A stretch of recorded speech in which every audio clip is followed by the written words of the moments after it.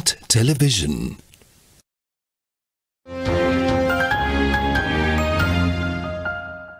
Transitioning to a LIBOR-free world, is Sri Lanka ready? London Interbank Offer Rate, or LIBOR as it often known, is phasing out finally.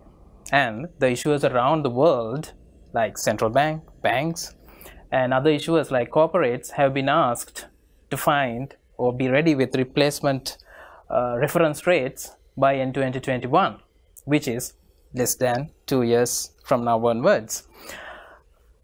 Well, for some, they might wonder what this LIBOR means. LIBOR is a worldwide benchmark rate which is widely used, which is famed and defamed also. And it is a widely used benchmark rate which is used for pricing loans ranging from corporate bonds, government bonds, floating rate mortgages, so on and so forth. Why it's a defamed rate? During the global financial crisis in 2008, it was rigged. So in response to that rigging, during the global financial crisis, the Financial Conduct Authority in the United Kingdom in 2017 decided to phase it out and asked all the issuers to be ready with alternative reference rates. Why it becomes very important? It is because world over, LIBOR is used to price over $400 trillion worth of assets. In other words, debt instruments. In Sri Lanka, we have also issued LIBOR-linked instrument worth several billions of dollars. So that is why it becomes very important. And to discuss the implications, we found a very important gentleman, Lalinda Sugatadasa, Head of Research and Business Development at Sri Lanka Limited, a part of Moody's Group, who actually raised the alarm bells early this year with a quite a comprehensive report on the matter. So today, the BIZ Watch will discuss with Lalinda the possible implications of this LIBOR transition for the issuers, like the central bank, the banks and the other corporates, and to what extent they're ready with that. So, thank you very much, Lalinda, for joining with the BIZ Watch. And let me ask you with a very simple question first. Why is it such a big deal, this transition of LIBOR? Yeah. So, first of all, thank you, Delina, for inviting me to speak to you about this. And as you say, like we put out a publication early this year, kind of outlining the nuts and bolts of the issue.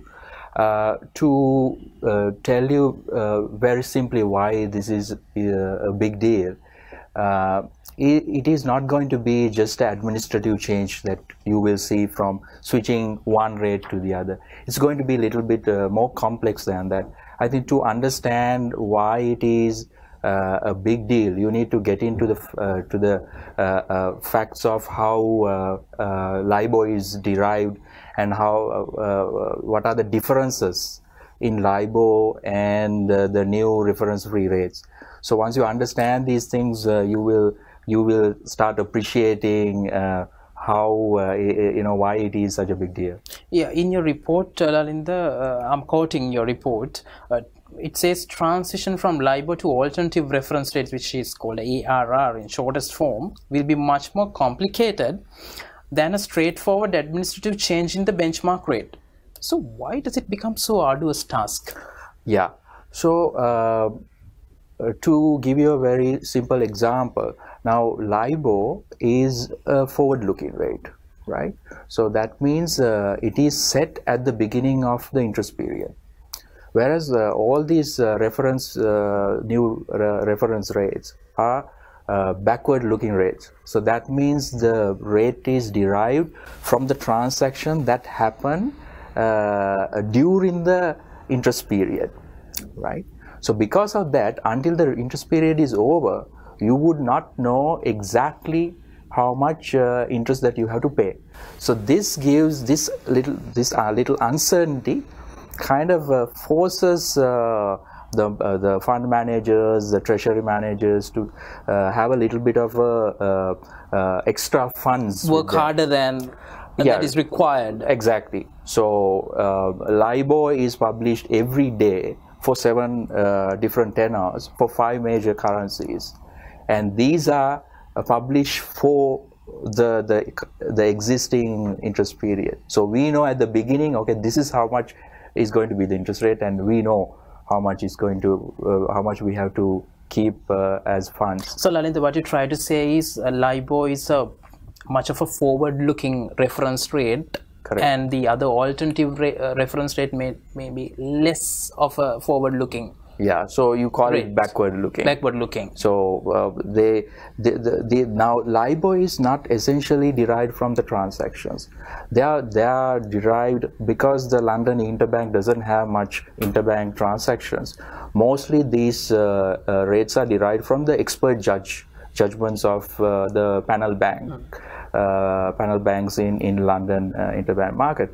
So because of that, the way it is designed, every morning around 8 o'clock the banks has to submit their expert judgments, or if they had transaction, the transaction at 8 o'clock. So by 11 o'clock they will publish, so in London time. So then in the morning itself, the relevant parties will know, okay, this is going to be the interest rate for the day or the relevant tenor. That is how the LIBOR is decided on a daily basis. Exactly. Whereas if you take SOFR, which is going to be the replacement rate for US dollar LIBOR. That is secure overnight financing rate, which is used in US. Right? Correct, yes. correct. Yeah. It's for the US dollar and developed by Federal Reserve, and so that rate will be published on the next day. So if there is a lag of a day for publication, and also it's an overnight rate, and that's one of the fundamental differences. For LIBOR you have overnight rates, but you also have other tenors like 1 month, 6 months, 1 year. You have 7 tenors, but for SOFR you only have overnight rate. You don't find the other tenors under SOFR. You don't find other tenors. So the key bodies who's responsible for the transition has worked out some methodologies to work around this issue, but there is still the consensus has not reached. So that also adds some complexity. You're talking about the global context. Correct, global context, but Lalinda, let me interrupt you. There has been close to $300 billion worth of bonds have already been issued under SOFR. Correct. So far, I'm not sure about exactly about the number, but so far bonds, SOFR linked instruments are already there in the market, but that is a fraction of what has been issued. Small fraction, linked to LIBOR.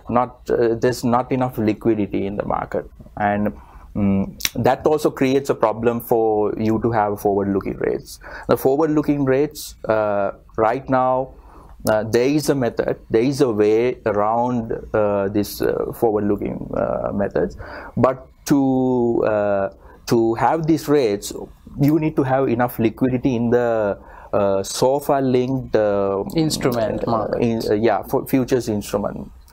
So that they are expecting next year, the last quarter of next year, to have enough liquidity in this market to publish these ratings. So until next year, close to end of next year, you won't see SOFR related futures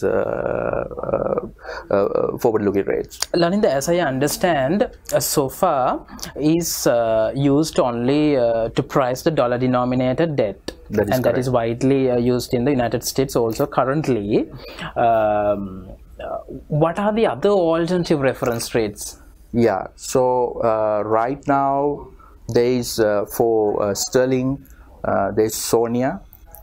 For yen there is TONA, TONA, For euro, there's ESTR, ESTR.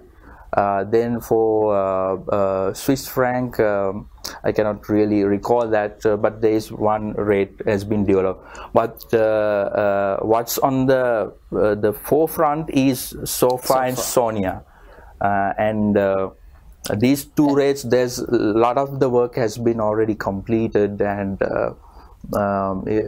but I think when it comes to Sri Lankan context, it's the USD LIBOR that because we issue debt in dollar, we issue dollar denominated debt most of the times. Correct, and all the instruments and loans that local companies have taken is in US dollar denominated LIBOR linked instruments.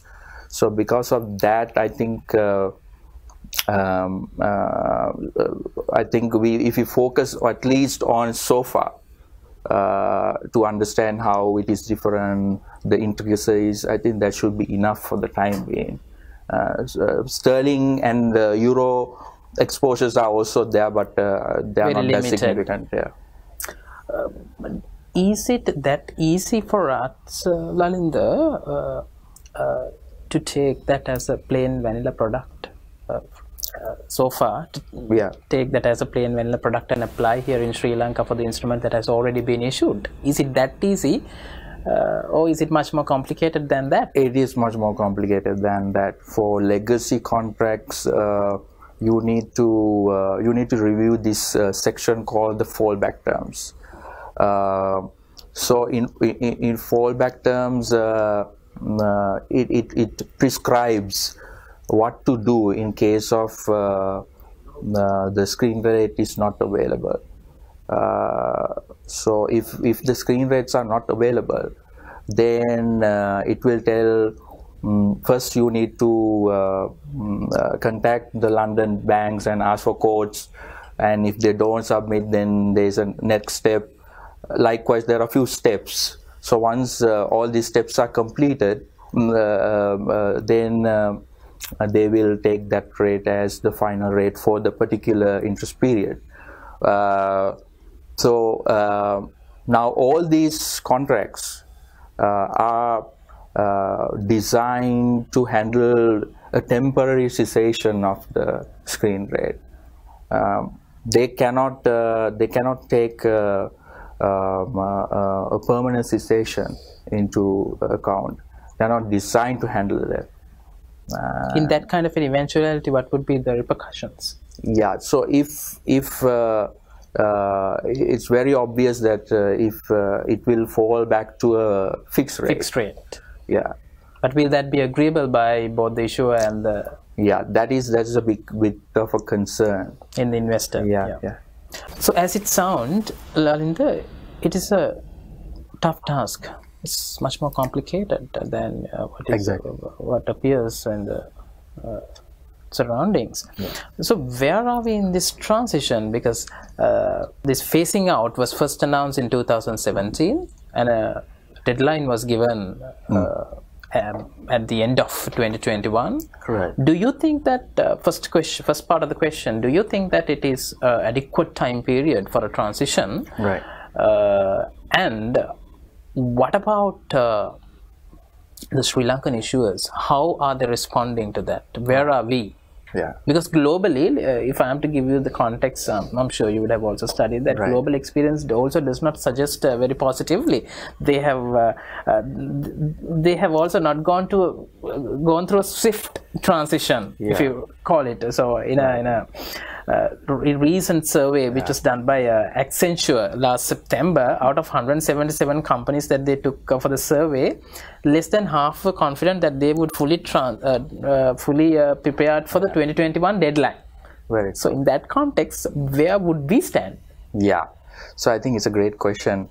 So to give you a background of our exposures in Sri Lanka, so from what's available out there, we believe we have about 50 billion Sri Lankan rupee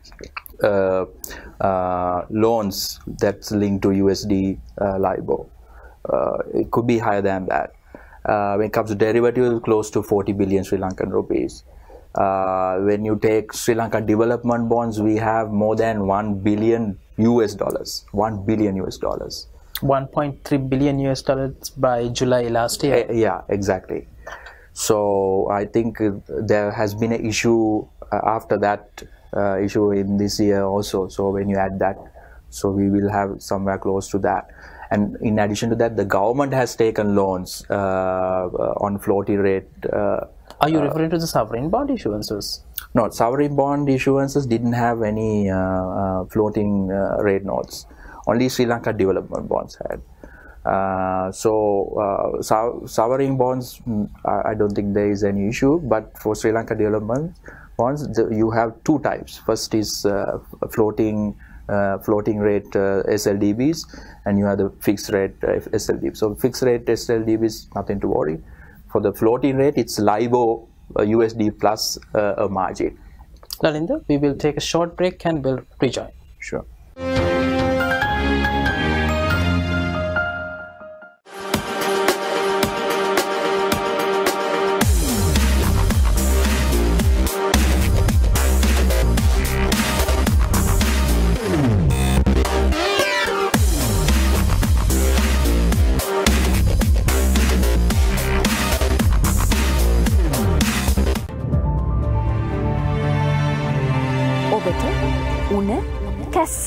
සෙම් ප්‍රතිශ්‍යාව, උගුරේ වේදනාව හෝ හුස්ම ගැනීමේ අපහසුතා වැනි රෝග ලක්ෂණ ඇතනම් වෛද්‍ය උපදෙස් ලබා ගන්න.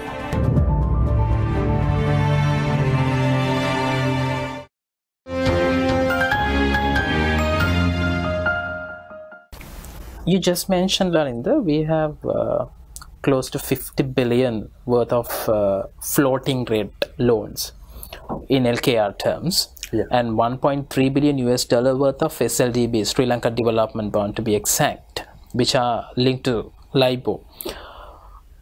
If we don't make the transition by the deadline by the end of 2021, what would be the circumstances? Would that be very severe? We think it's not going to be a catastrophic event, but it's more of like a market disruption. So the potential scenario would be, first of all, it could fall back to fixed rates. Then if they start amending these contracts, then it will take some time. So for a few months you will see some, the payments getting delayed. So there could be some confusion and some uncertainty. Yeah, so that's what we are seeing. Comparatively, our exposures are not very high compared to developed countries. So, but still, for all we have a significant amount of debt. Exactly. And we have to do something about it. Yeah. Where are we in that transition, and are we doing something about it actually? Because we are less than 2 years away from the full transition. Yeah. Since I can remember, Lalinda, you were saying that when you spoke to a few banks, they are nowhere close to that correct. transition. That's true. Give us an update. So what I feel is we still have, even if we start tomorrow, we have enough time to really make this transition, given the nature of our euro-dollar market in Sri Lanka, not very complex. So, but still we can proceed and succeed. But I think what has to happen is to create awareness. I think there is a awareness gap. That is the main issue. So the central bank last week put out a notice saying that they are discontinuing SLIBOR, which is the Sri Lankan equivalent of the LIBOR, but it's on it is for local currency. So they mentioned they have indicated that given the global trend of moving away from interbank based rates to risk-free rates, all the parties are advised to move away from SLIBOR and start repricing it in maybe using AWPLR.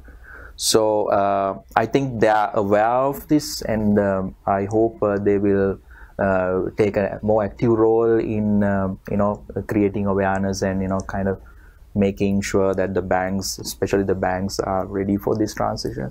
Darling, the two things are the treasury departments of the banks aware of the of this impending challenge, and are they doing anything about it? And you alluded to the regulator, the central bank. To what extent have they grasped the gravity of this, and to what extent are they in this process of facilitating this transition of the issuers like banks and other corporates? I think still some of these professionals do not really understand what sort of challenges are there. That is again comes down to the fact that the awareness are they completely clueless, or do they have some sort of idea? I think they don't understand. Requirement to move from LIBOR. I think the perception is it's just a matter of replacing the rate, and they don't understand it is not that simple. They don't understand that fact. I think that is the main problem. So they know that this is going to be phasing out, but they don't know with what. Yeah, and how to go about it. Correct. Then the second thing is they want to play a little bit of a reactive role to this, rather than trying to proactively change the fallback language or having conversation with their counterparties. They want to see, okay, what's going to happen, and we'll try to follow what others are doing. But the danger of that is, even in USA, the main authority who's responsible for transition is called ARRC, Alternative Reference Rate Committee.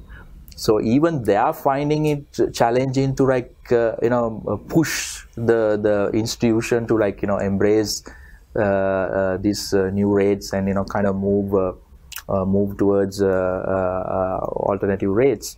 So even in US there is some sort of the pushback. More than the pushback, it's again the awareness problem, and you will be surprised how many US companies, I think your less than half are ready to for the full transition. So if you corporates, if you look at the reasons they have given, probably they would have said awareness. Probably it comes down to the awareness and understanding the differences between these two rates. Lalinda, how about the regulators' understanding of this? You said that you alluded to the circular which they issued last week on the LIBOR, phasing out of the LIBOR, but how about this is much more significant event than the LIBOR phasing out. Right. Did you speak to the regulator recently on this, and to what extent are they facilitating this transition? Right. We didn't have official communication with them, but I believe they are aware of that.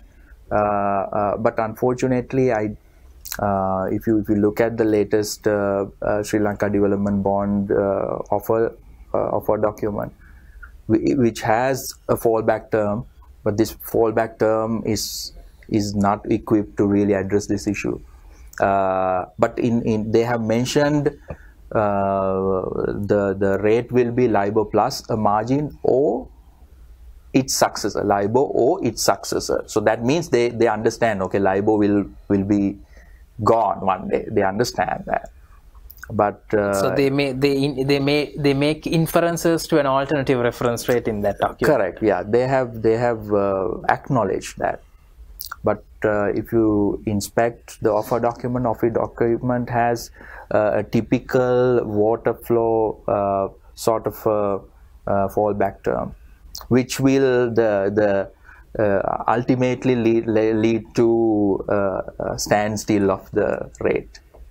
Right? There is no now. Even if you're adopting a new rate, you need to mention at least the new reference rate and the LIBOR will have a spread, right? Risk spread, because SOFR is a risk-free rate. LIBOR is not a risk-free rate. So there is a credit adjustment has to be made, and you need to acknowledge that in your fallback terms. That's number one. Number two is like you need to address a permanent cessation of LIBOR. So these two issues are there in the Sri Lanka Development Bond offer document. Okay. One of the pertinent questions would be in this discussion, Lalinda, for the man in Sri Lanka who has a personal loan or a credit card or any other mortgage-backed facility, he might want to know, will this transition has any impact on his loan installment going forward? Right. What's your response? Very unlikely. This is going to be mainly affecting large-scale corporations who wants to, have dollar-denominated loans or even raise large ticket size funding. Yeah. And who wants large ticket size funding from a dollar denominated currency. Exactly. And also derivatives, people who wants to be hedging their whatever the positions they have. I don't think it's going to trickle down to that level. You also mentioned, Lalinda, that there will be certain implications on the derivatives. Yeah. Can you be more specific on that? Yeah, I think it's an important point. For loan products, there's a different set of problems. For derivatives, operate in a different manner. So because of these reasons, they have adopted different methodologies, right? For example, credit adjustment for loans, there is a different methodology. For derivatives, there's a different methodology. So this can create some basis risk. So the more divergent the approaches are, the more likely to have a basis risk. And this is the implication for the derivatives. We will right back after this short break.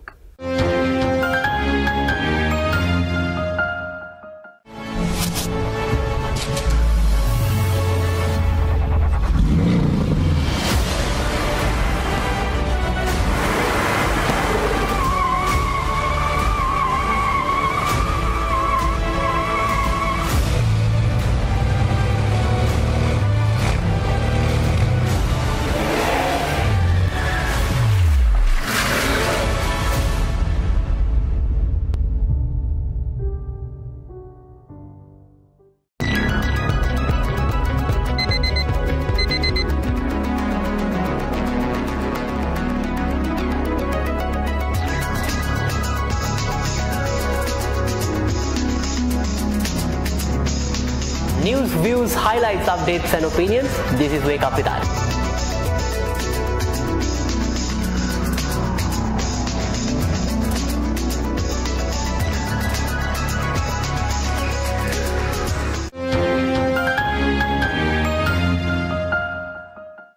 Let's join the final and the third part of our interview with Lalinda on the transitioning from LIBOR.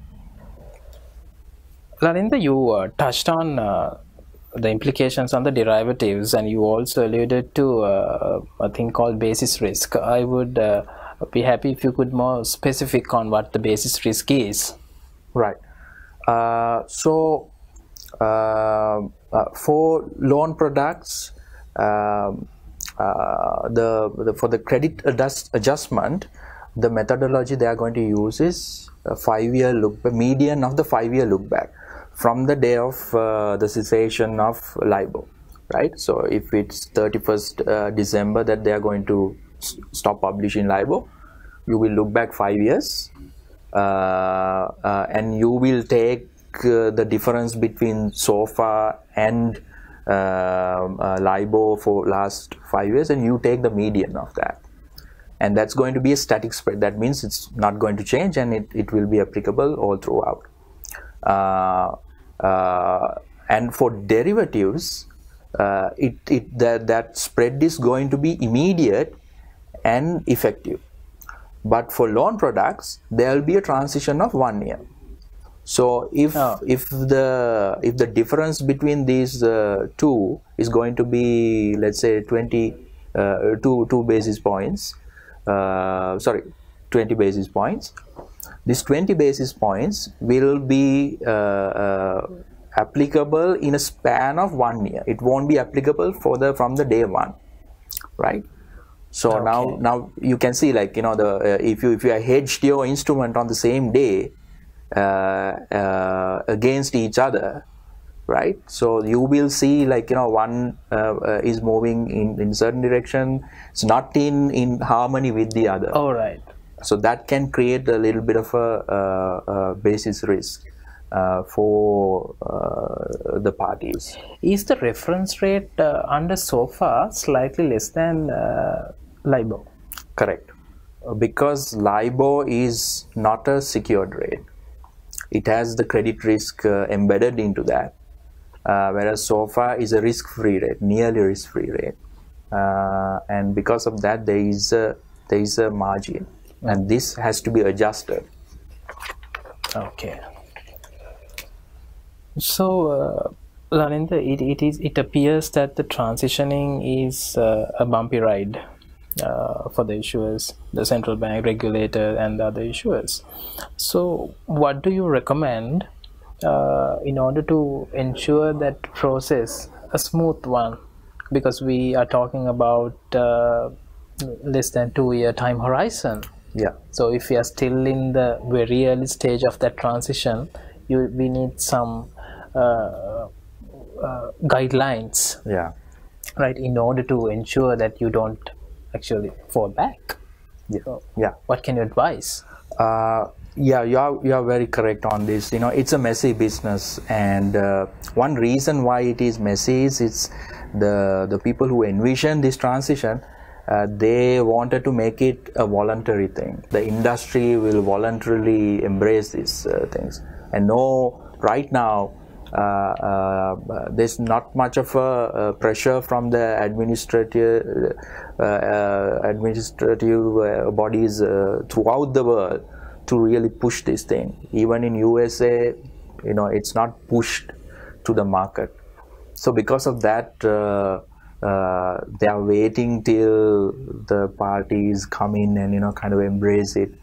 But our feeling is, as we move towards the deadline, and the administratives are not very happy with the pace the things are going, they will step in and they will try to coerce companies to. They will step in and put specific timelines as. Yeah, exactly. They will. The one thing that they could do is a softer approach would be to ask companies to submit their plan for transition. Maybe the major ones, not every company, but major banks especially. Or they can. The next step would be to compel. Right? That's the final step. Yeah. Likewise, if they they're not adhering voluntary. If they are not voluntarily comply with that, then you need to push them. Correct. Yeah. So, what does anything to add? No. I think if sooner or later they will take this step, and in the sterling market, I think there has been some steps taken, but when it comes to SOFA front, New York Fed hasn't taken a very firm stance yet, but probably in next few months we will see what they are going to do about this. But do you think the same amount of rigorousness from the point of view of the central bank as the regulator, as they did show in pushing the banks toward Basel compliance in this particular instance? I feel the regulator is less rigorous compared to the Basel compliance. Yeah. Is it the case? That's what I see, but I mean, you may have a different idea. I think you are right on that. For Basel, it's more of like they took a very firm stance and said like you need to adopt these things. And they set specific time frames. Very true. One reason why central bank is not doing anything regarding this issue at the moment is because probably even in US there are some things they need to hash out. For example, this fallback language. They have released the recommended fallback languages for so far, and these will go through some iterations, until the final one comes in. So what you try to say is there's still a little bit of ambiguity in the case of fallback language. Very true. You need to iron them out, and you come up with a very strong statement, and then yes. Exactly. So the consensus has not reached even in US.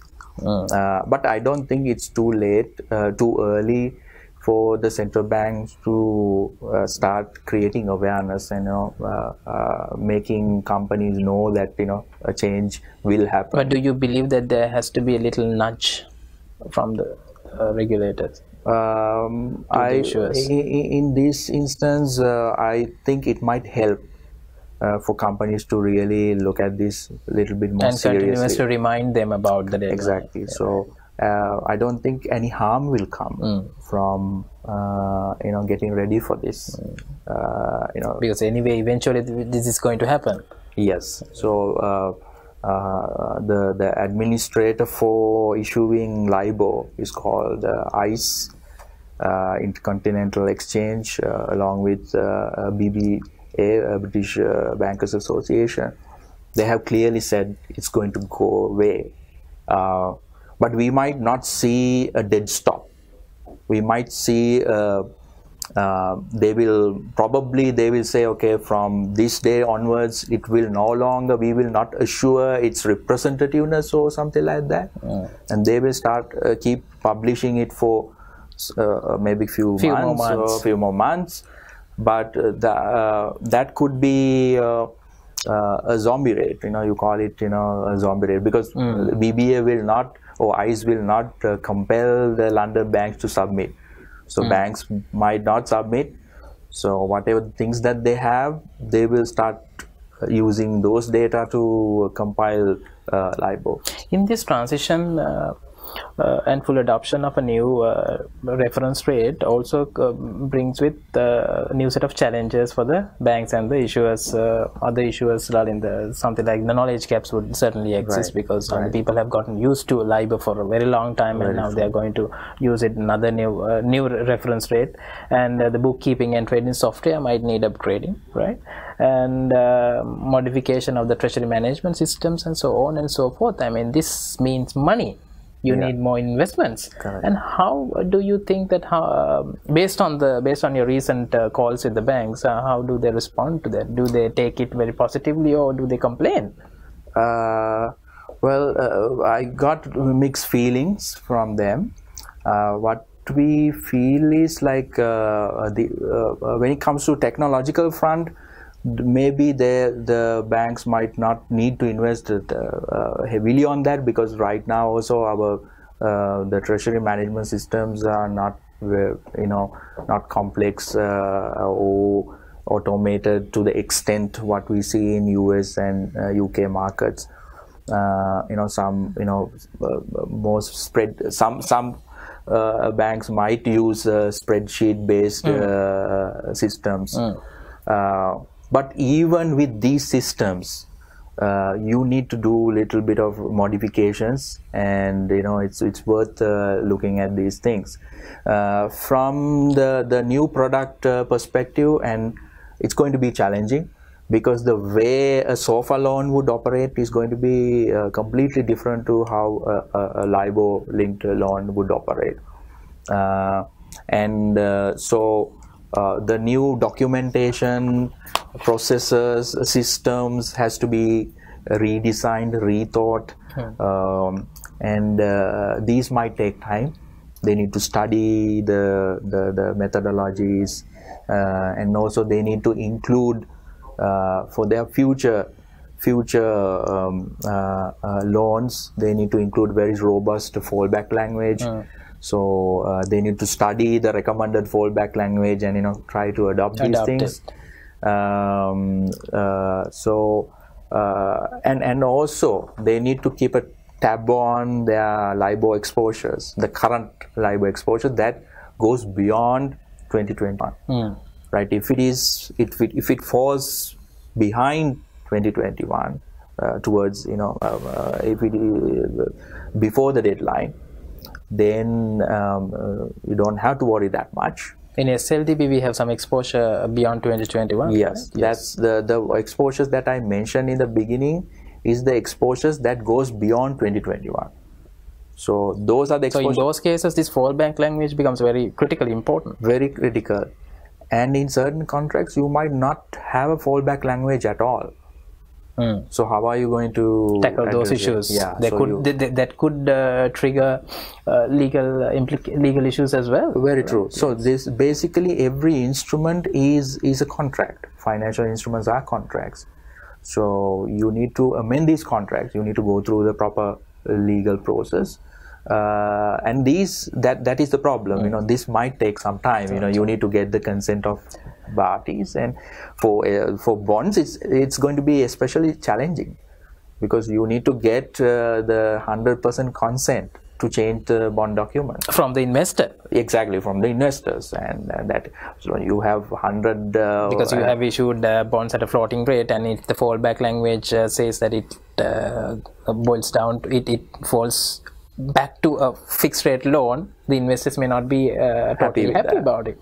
Yes. Finally, Lalinda, what the banks who are the largest issuers and the other corporate issuers can do, and what are some of the measures that can be taken by them in order to ensure a swift and a smooth transition by the end of next year? The first step any corporate or a bank should do is to evaluate their exposures that goes beyond 2021 by instrument type, by the currency, by maybe the buyer type. Likewise, you need to compile a full list with proper categories. Then the second step would be to quantify it, to understand by each category how much exposure is there.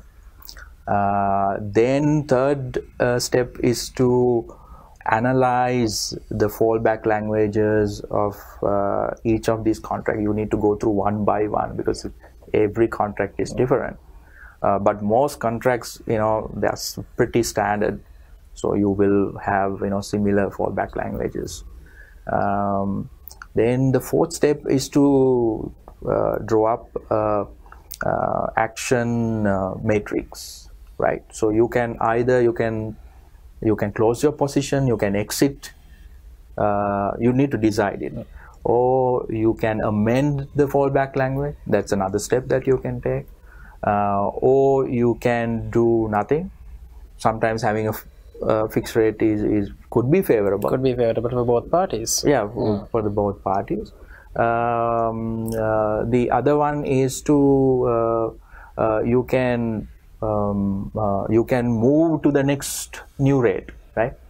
So you can either have a provision in your fallback language saying having a little bit of flexibility, saying at that point we will decide what's going to be the rate, or you can have a hardwired fallback saying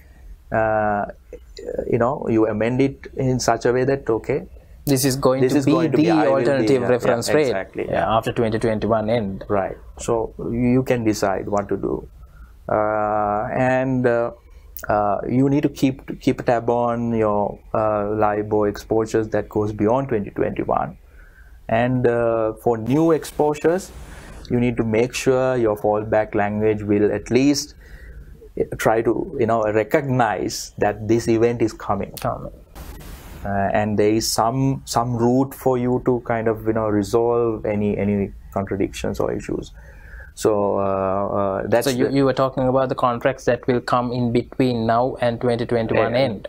Yeah, and it maybe beyond 2021. Whatever the new contracts that will mature after 2021, and you need to take it in a different. You need to treat it differently than what your current contracts. Thank you very much for joining with the BIZ Watch. Pleasure.